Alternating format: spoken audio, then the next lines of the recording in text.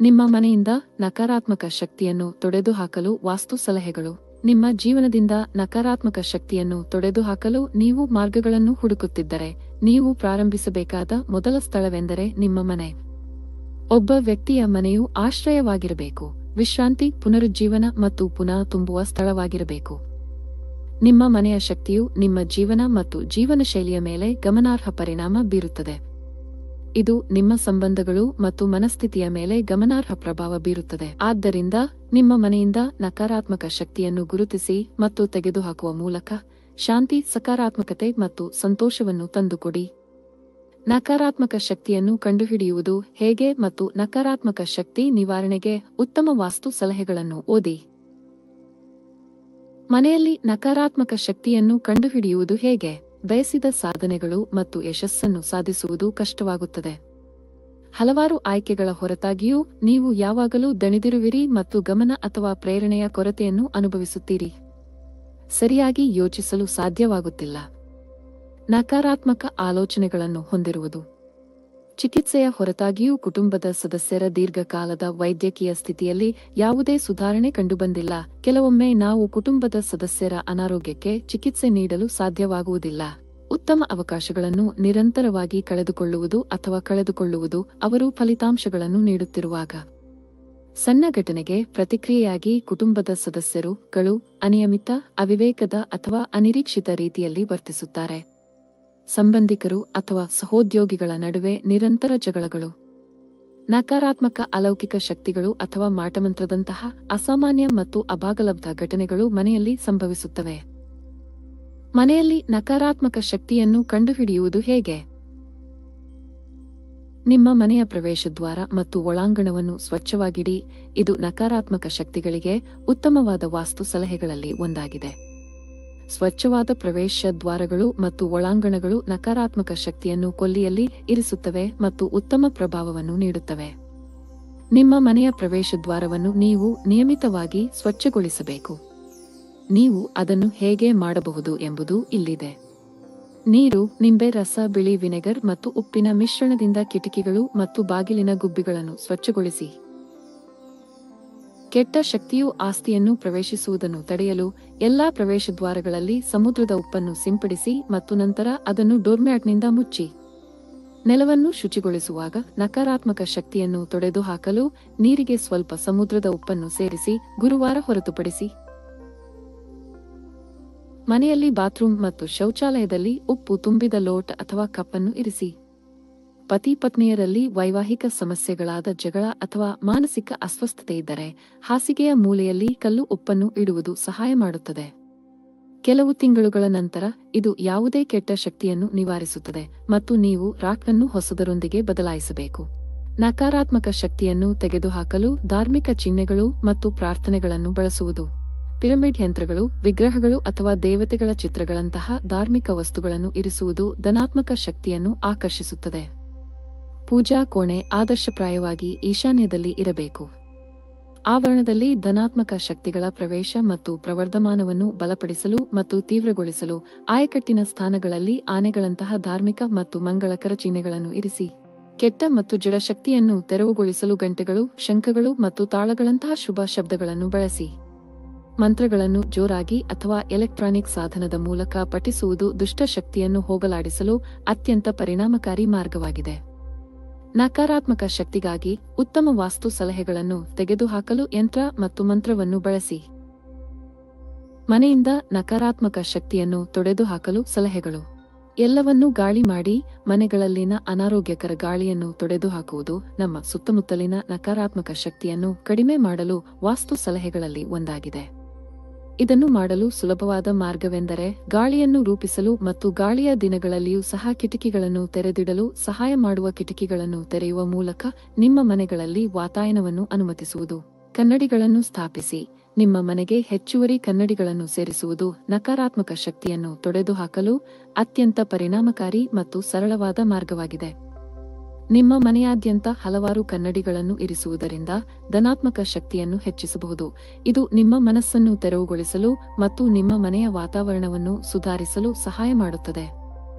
ಆದರೆ ಮೊನಚಾದ ಅಂಚುಗಳೊಂದಿಗೆ ಯಾವುದರಿಂದಲೂ ದೂರವಿರಲು ಪ್ರಯತ್ನಿಸಿ. ಬೆಸ ಕಲಾಕೃತಿ ಮತ್ತು ಕಲಾಕೃತಿಗಳನ್ನು ತೆಗೆದುಹಾಕಿ.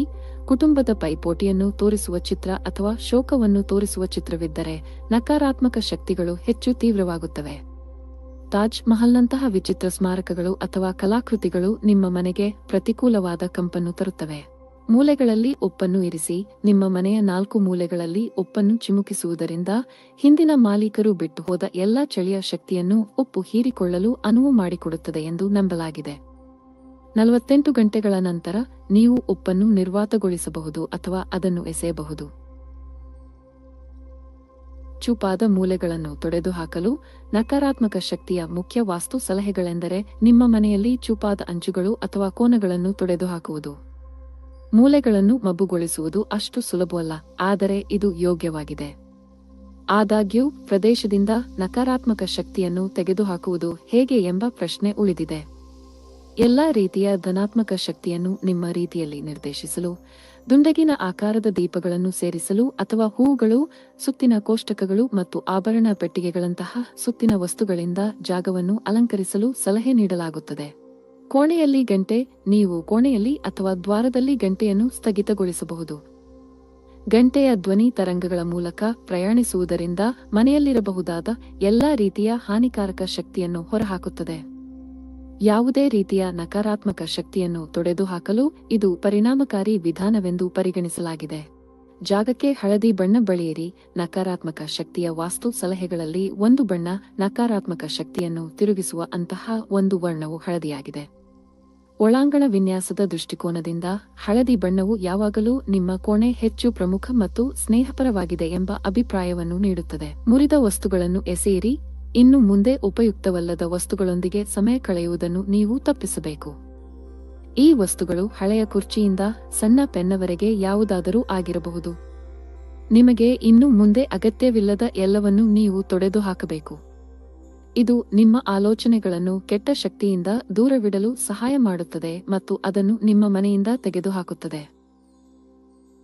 ಕಿತ್ತಳೆ ಸಾರಭೂತ ತೈಲಗಳೊಂದಿಗೆ ನಿಮ್ಮ ಮನೆಗೆ ಸಿಂಪಡಿಸಿ. ಕಿತ್ತಳೆ ಎಣ್ಣೆಯು ಜನರನ್ನು ನಗುವಂತೆ ಉತ್ತೇಜಿಸುವ ಪರಿಮಳವಾಗಿದೆ. ನಿಮ್ಮ ಪರಿಸರದಿಂದ ಎಲ್ಲಾ ನಕಾರಾತ್ಮಕತೆಯನ್ನು ತೆಗೆದುಹಾಕುವಾಗ ಇದು ನಿಮ್ಮ ಉತ್ಸಾಹವನ್ನು ಹೆಚ್ಚಿಸುತ್ತದೆ. ಅದೇ ಪರಿಣಾಮವನ್ನು ಪಡೆಯಲು ನೀವು ಡ್ರಿಪ್ಸ್ ಅನ್ನು ಹರಡಬಹುದು ಅಥವಾ ಬದಲಿಗೆ ಸ್ಪ್ರೇ ಅನ್ನು ಬಳಸಬಹುದು. ಯಾವ ಹಣ್ಣನ್ನು ಆರಿಸಬೇಕೆಂದು ಈಗ ನಿಮಗೆ ತಿಳಿದಿದೆ. ನಿಮ್ಮ ತಕ್ಷಣದ ಪರಿಸರದಲ್ಲಿನ ಕೆಟ್ಟ ವೈಬ್ಗಳನ್ನು ನೀವು ತೊಡೆದುಹಾಕಬಹುದು. ಗೊಂದಲವನ್ನು ನಿವಾರಿಸಿ. ಅಸ್ತವ್ಯಸ್ತತೆಯನ್ನು ಕಡಿಮೆ ಮಾಡುವುದು ನಕಾರಾತ್ಮಕ ಶಕ್ತಿಯ ಕಡಿತಕ್ಕೆ ಉತ್ತಮ ವಾಸ್ತು ಸಲಹೆಗಳಲ್ಲಿ ಒಂದಾಗಿದೆ. ವಸ್ತುಗಳು ಆಗಾಗ್ಗೆ ಬಹಳಷ್ಟು ಕೆಟ್ಟ ಶಕ್ತಿಯನ್ನು ಹಿಡಿದಿಟ್ಟುಕೊಳ್ಳುವುದರಿಂದ ಅವು ನಿಮ್ಮ ದೈಹಿಕ, ಮಾನಸಿಕ, ಭಾವನಾತ್ಮಕ ಮತ್ತು ಆಧ್ಯಾತ್ಮಿಕ ಪ್ರಗತಿಯನ್ನು ನಿಲ್ಲಿಸಬಹುದು. ಅಸ್ತವ್ಯಸ್ತತೆಯನ್ನು ಏಕೆ ತೆರವುಗೊಳಿಸಬಾರದು? ಏಕೆಂದರೆ ಅದು ನಮಗೆ ಚಿಂತೆ ಮತ್ತು ದಣಿದ ಭಾವನೆಯನ್ನು ಉಂಟುಮಾಡುತ್ತದೆ. ಸ್ಫಟಿಕಗಳನ್ನು ಬಳಸಿಕೊಂಡು ಬಾಹ್ಯಾಕಾಶ ರಕ್ಷಣೆ. ರೋಸ್ ಕ್ವಾರ್ಟ್ಜ್ ಒಂದು ಸ್ಫಟಿಕವಾಗಿದ್ದು ಅದು ಎಲ್ಲ ನಕಾರಾತ್ಮಕ ಭಾವನೆಗಳು ಮತ್ತು ಭಾವನೆಗಳನ್ನು ಒಳ್ಳೆಯದಕ್ಕೆ ಪರಿವರ್ತಿಸುತ್ತದೆ. ಟೂರ್ಮ್ಯಾಲಿನ್ ನಿಮ್ಮ ಸುತ್ತಲಿನ ಎಲ್ಲಾ ಕೆಟ್ಟ ಶಕ್ತಿಯನ್ನು ಹಿಮ್ಮೆಟ್ಟಿಸುವ ಸ್ಫಟಿಕವಾಗಿದೆ. ಆದ್ದರಿಂದ ಟೂರ್ಮ್ಯಾಲೈನ್ ಮೂಲಕ ನಿಮ್ಮ ಮನೆಯಿಂದ ಎಲ್ಲಾ ರೀತಿಯ ಹಾನಿಕಾರಕ ಶಕ್ತಿಯನ್ನು ಬಹಿಷ್ಕರಿಸುವುದು ಹೇಗೆ ಎಂಬುದನ್ನು ಅರ್ಥಮಾಡಿಕೊಳ್ಳುವುದು ಒಂದು ಸೊಗಸಾದ ಉಪಾಯವಾಗಿದೆ. ವೃಷಿ ಮತ್ತು ಧೂಪದ್ರವ್ಯವನ್ನು ಸುಟ್ಟುಹಾಕಿ. ದುಷ್ಟಶಕ್ತಿಯನ್ನು ಕಡಿಮೆ ಮಾಡಲು ಮತ್ತು ಆರೋಗ್ಯಕರ ಮತ್ತು ಶಕ್ತಿಯುತ ಅಸ್ತಿತ್ವವನ್ನು ಉತ್ತೇಜಿಸಲು ಮನೆಯ ಪ್ರತಿಯೊಂದು ಮೂಲೆ ಮತ್ತು ಮೂಲೆಯಲ್ಲಿ ಧೂಪ್ ಮತ್ತು ಅಗರಬತ್ತಿಯನ್ನು ಸುಟ್ಟುಹಾಕಿ. ಅಲ್ಲದೆ ಕೆಟ್ಟ ಕರ್ಮವನ್ನು ತೊಡೆದುಹಾಕಲು ವೃಷಿಯನ್ನು ಸುಡಲು ಪ್ರಯತ್ನಿಸಿ ಮತ್ತು ಇಡೀ ಕಟ್ಟಡದ ಸುತ್ತಲೂ ಹೊಗೆಯನ್ನು ಅಪ್ರದಕ್ಷಿಣಾಕಾರವಾಗಿ ವಿತರಿಸಿ. ಉಪ್ಪು. ಯಾರಾದರೂ ಅಸ್ವಸ್ಥರಾಗಿದ್ದರೆ ದುಷ್ಟ ಕಣ್ಣುಗಳನ್ನು ದುರ್ಬಲಗೊಳಿಸಲು ನೀವು ನಿಮ್ಮ ಅಂಗೈಯಲ್ಲಿ ಒಂದು ಚಿಟಿಕೆ ಉಪ್ಪನ್ನು ಹಿಡಿದಿಟ್ಟುಕೊಳ್ಳಬಹುದು ಮತ್ತು ಅನಾರೋಗ್ಯದ ವ್ಯಕ್ತಿಯ ತಲೆಯ ಮೇಲೆ 3 ಬಾರಿ ಚಲಿಸಬಹುದು. 2-3 ದಿನಗಳವರೆಗೆ ವಿಸ್ತರಿಸಬಹುದು. ನೀವು ಅದನ್ನು ತಲೆಯ ಸುತ್ತಲೂ ಚಲಿಸಿದ ನಂತರ ಪ್ರತಿ ಬಾರಿ ಉಪ್ಪನ್ನು ಎಸೆಯಿರಿ. ಋಣಾತ್ಮಕ ಶಕ್ತಿಯನ್ನು ತೊಡೆದುಹಾಕಲು ಹೇಗೆ ಸಂಕ್ಷಿಪ್ತಗೊಳಿಸುವುದು? ನಕಾರಾತ್ಮಕ ಶಕ್ತಿಯು ಮನೆಯ ಮೂಲಕ ಹಾದುಹೋದಾಗ ಕೆಟ್ಟ ಸಂಗತಿಗಳು ಸಂಭವಿಸುತ್ತವೆ. ಈ ಶಕ್ತಿಗಳು ನಿಮ್ಮ ಮನೆಯಲ್ಲಿ ಹೆಚ್ಚು ಕಾಲ ಇದ್ದರೆ ಅದು ನಿಮ್ಮ ಮಾನಸಿಕ ಆರೋಗ್ಯ, ದೈಹಿಕ ಆರೋಗ್ಯ ಮತ್ತು ಸಂಬಂಧಗಳ ಮೇಲೆ ಪರಿಣಾಮ ಬೀರುತ್ತದೆ. ಈ ಸಮಸ್ಯೆಗಳನ್ನು ತಪ್ಪಿಸಲು ನೀವು ನಕಾರಾತ್ಮಕ ಶಕ್ತಿಯನ್ನು ತೆಗೆದುಹಾಕಲು ಮೇಲಿನ ವಾಸ್ತು ಸಲಹೆಗಳನ್ನು ಬಳಸಬಹುದು ಮತ್ತು ನಿಮ್ಮ ಮನೆಯಲ್ಲಿ ಧನಾತ್ಮಕ ಸೆಳವು ಆಹ್ವಾನಿಸಬಹುದು. ಧನಾತ್ಮಕ ಶಕ್ತಿಗಳು ವಾಸಸ್ಥಾನವನ್ನು ದೇವಾಲಯವಾಗಿ ಪರಿವರ್ತಿಸುತ್ತದೆ, ಅಲ್ಲಿ ನೀವು ವಿಶ್ರಾಂತಿ, ಪುನರ್ಯೌವನಗೊಳಿಸು ಮತ್ತು ನಿಮ್ಮ ಪ್ರೀತಿ ಪಾತ್ರರ ಜೊತೆ ಸಂತೋಷದ ಸಮಯವನ್ನು ಕಳೆಯುತ್ತೀರಿ. ನಕಾರಾತ್ಮಕತೆಯನ್ನು ಕಡಿಮೆ ಮಾಡುವಲ್ಲಿ ಈ ವಾಸ್ತು ಸಲಹೆಗಳು ಕಡಿಮೆಯಾಗಿದ್ದರೆ ಅವರ ಜ್ಞಾನದೊಂದಿಗೆ ನಿಮಗೆ ಸಹಾಯ ಮಾಡುವ ತಜ್ಞರ ಕಡೆಗೆ ತಿರುಗಿ. ಲಾಬಿ, ಮುಖಮಂಟಪ, ಹಜಾರದ ಪೂರ್ವ ಮತ್ತು ಉತ್ತರ ಭಾಗದಲ್ಲಿ ದೊಡ್ಡದಾದ ಪೀಠೋಪಕರಣಗಳು ಇರಬಾರದು. ಇಲ್ಲದಿದ್ದಲ್ಲಿ ಪರಿವಾರದ ಸದಸ್ಯರಲ್ಲಿ ತೀವ್ರ ವಿರೋಧ ವೈರಗಳು ಉಂಟಾಗುವರು. ಅವರು ಪರಸ್ಪರ ಪ್ರೀತಿಸುವ ಬದಲು ದ್ವೇಷದಿಂದ ದೂರಾಗುವ ಮನೋಭಾವ ಉಂಟಾಗುತ್ತದೆ. ಹಾಗೇನಾದರೂ ಪೀಠೋಪಕರಣಗಳು ಮತ್ತು ಸಾಮಾನುಗಳು ಹಜಾರದಲ್ಲಿ ಇರಿಸಲೇಬೇಕಾದಲ್ಲಿ ಅವುಗಳನ್ನು ಪಶ್ಚಿಮ ಅಥವಾ ದಕ್ಷಿಣ ದಿಕ್ಕಿಗೆ ಇರಿಸಬೇಕು. ಆಗ ಸ್ಥಾಯಿತ್ವ ಚಿರಕಾಲವಾಗುತ್ತದೆ. ಹಜಾರದಲ್ಲಿ ಗಣೇಶನ ಚಿತ್ರವನ್ನು ಖಂಡಿತವಾಗಿ ಹಾಕಿರಬೇಕು. ಇದರಿಂದ ಮನಸ್ಸಿಗೆ ಶಾಂತಿ ದೊರೆಯುತ್ತದೆ. ನಿರ್ಣಯಗಳನ್ನು ತೆಗೆದುಕೊಳ್ಳುವುದರಲ್ಲಿ ಯಾವುದೇ ತೊಂದರೆ ಉಂಟಾಗದು. ಗಣೇಶನ ಚಿತ್ರವು ಉತ್ತರ ಅಥವಾ ಪೂರ್ವ ದಿಕ್ಕಿಗೆ ಹಾಕಿರಬೇಕು ಮತ್ತು ಮೂರ್ತಿಯನ್ನು ಇಡಬೇಕೆಂದಿದ್ದರೆ ಪಶ್ಚಿಮ ಅಥವಾ ದಕ್ಷಿಣ ದಿಕ್ಕಿಗೆ ಇರಿಸಬೇಕು. ಹಜಾರದಲ್ಲಿ ಯಾವಾಗಲೂ ತೆಳುಬಣ್ಣವನ್ನು ಹಚ್ಚಿರಬೇಕು, ಇದರಿಂದ ಮನಸ್ಸಿಗೆ ಶಾಂತಿ, ನೆಮ್ಮದಿ ದೊರೆಯುತ್ತದೆ. ಬೆಳಿಗ್ಗೆ ಮತ್ತು ಸಂಜೆಯ ಸಮಯದಲ್ಲಿ ಹಜಾರದಲ್ಲಿ ಹಗುರವಾದ ಸಂಗೀತದ ಧ್ವನಿ ಇರಬೇಕು. ಇದರಿಂದ ಕಾರ್ಯಕ್ಷಮತೆಯು ವೃದ್ಧಿಸುತ್ತದೆ. ಕೆರಳಿಸುವಂತಹ ಸಂಗೀತ ಅಥವಾ ವಸ್ತುಗಳು ಅಲ್ಲಿಡಬಾರದು. ಇದರಿಂದಾಗಿ ನಕಾರಾತ್ಮಕ ಶಕ್ತಿಯ ಬೆಳಕಿನ ಸಂಚಾರವಾಗುತ್ತದೆ. ಇದು ಮಾನವರ ಮನೋಬಲವನ್ನು ಕುಗ್ಗಿಸುತ್ತದೆ.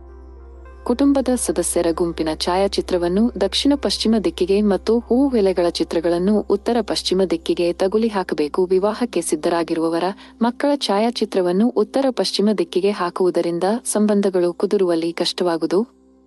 ಹಜಾರದ ಒಂದು ಮೂಲೆಯಲ್ಲಿ ಲೇಖನಿ ಮತ್ತು ಬರವಣಿಗೆಯ ಪುಸ್ತಕ ಹಾಳೆ ಇಡಬೇಕು. ಇದರಿಂದ ರಚನಾತ್ಮಕತೆಯು ವೃದ್ಧಿಸುತ್ತದೆ. ಡ್ರಾಯಿಂಗ್ ರೂಮ್, ಪಡಸಾಲೆ. ಡ್ರಾಯಿಂಗ್ ರೂಮ್ ಯಾವಾಗಲೂ ಉತ್ತರ ಪೂರ್ವ ದಿಕ್ಕಿಗೆ ಇರಬೇಕು. ಇದರಿಂದ ಮನೆಯ ಮಾಲೀಕರಿಗೆ ಆಗಂತುಕನ ಬಗ್ಗೆ ಸಕಾರಾತ್ಮಕ ವಿಚಾರಧಾರೆ ಹರಿಯಲು ಸಾಧ್ಯವಾಗುತ್ತದೆ.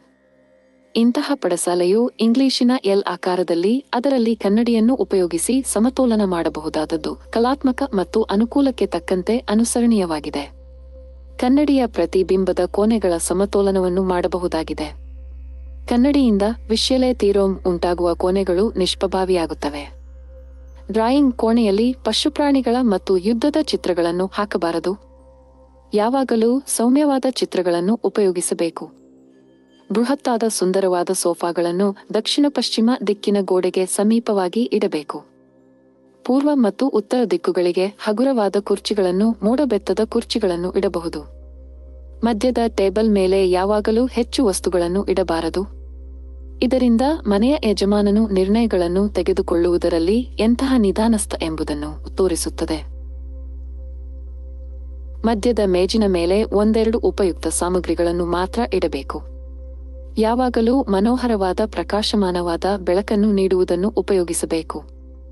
ಮನೋಹರವಾದ ಬಣ್ಣಗಳು ಮನಸ್ಸಿನಲ್ಲಿ ಒಳ್ಳೆಯ ಭಾವನೆಗಳನ್ನು ಉಂಟುಮಾಡುತ್ತವೆ. ಲಿವಿಂಗ್ ರೂಮ್ನು ಪೂರ್ವ ಅಥವಾ ಉತ್ತರದಲ್ಲಿಡುವುದು ಅತ್ಯಂತ ಸೂಕ್ತವಾದುದು. ಟಿವಿಯನ್ನು ಆಗ್ನೇಯದಲ್ಲಿಡುವುದು ಅತ್ಯಂತ ಸೂಕ್ತವಾದುದು. ಲಿವಿಂಗ್ ರೂಮ್ನ ಬಣ್ಣ ಹಳದಿ, ಹಸಿರು ಇರಲಿ. ಲಿವಿಂಗ್ ರೂಮ್ನಲ್ಲಿ ಲೈಟ್ ರೂಮಿನ ಮಧ್ಯೆ ಇರುವುದು ಬೇಡ. ಲಿವಿಂಗ್ ರೂಮ್ನ ಪೂರ್ವ ಅಥವಾ ಉತ್ತರಕ್ಕೆ ಕಿಟಕಿಗಳಿರಲಿ.